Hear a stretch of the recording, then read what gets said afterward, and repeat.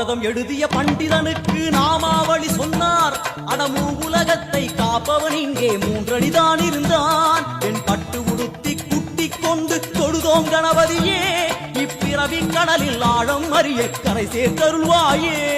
கணபதி ராஜா வந்தாரோ மனையில் இன்றே பொன்னாளாம். கணபதி ராஜா வந்தாரோ மனையில் இன்றே பொன்னாளாம்.